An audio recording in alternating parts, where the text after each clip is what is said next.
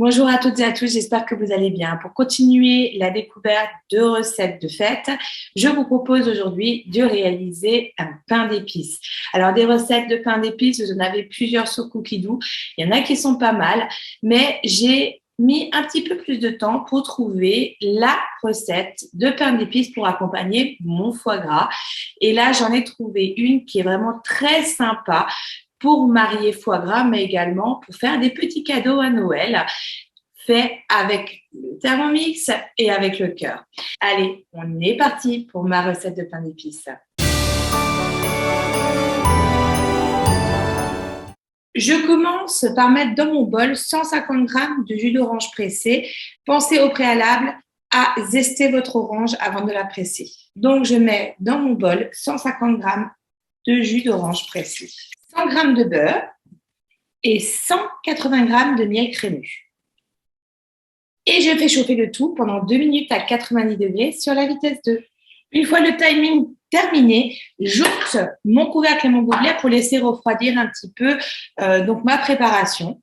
Et au bout de 5 minutes, je rajoute le reste des ingrédients. Je commence par mettre 250 g de farine, 150 g de sucre, une cuillère à café de bicarbonate de soude, donc ça fait l'équivalent de 5 g, le zeste d'une demi-orange, et pour terminer, une cuillère à café d'épices à pain d'épices. Et là, on mélange tout pendant 1 minute à la vitesse 4. Une fois le mélange obtenu, avant de le transvaser, je vais beurrer et fariner mon moule à cake. Alors là, aujourd'hui, je vous le propose d'une différente manière. Je vais utiliser des moules à cake jetables.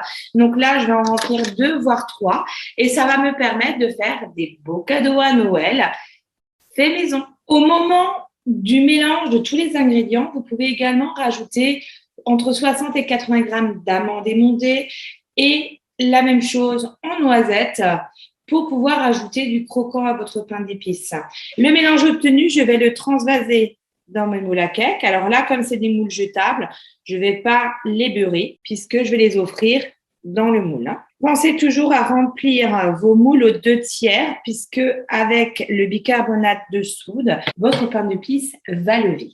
Au stade du mélange, en plus des fruits à coque, vous pouvez aussi rajouter des fruits confits comme de l'orange ou du citron confit si vous aimez. Après, là, on est sur une base déjà pas mal sucrée. À vous de choisir, de réduire en sucre si vous mettez des fruits confits. Alors, pour éviter les bulles d'air, je vais taper un petit peu mon plat.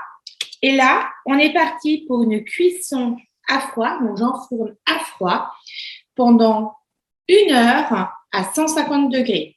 Lorsque vous utilisez des moules un peu plus petits, surveillez la cuisson au bout de 35-40 minutes puisque ça peut aller plus vite. Allez, on est parti.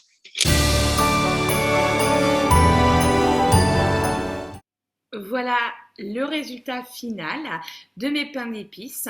Donc à la sortie du four, j'ai laissé refroidir un petit peu et j'ai mélangé du sucre glace avec quelques gouttes de jus d'orange pour pouvoir napper le dessus de mon pain d'épices. Et là, j'ai rajouté un petit bâton de cannelle et une étoile de badiane pour pouvoir finaliser ma déco.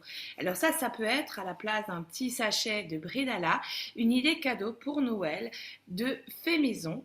Vous mettez un papier transparent avec un petit nœud et franchement le cadeau fait toujours plaisir parce que là notre pain d'épices on pourrait le déguster tout de suite mais avec un peu de patience il sera encore meilleur au bout de 3 jours.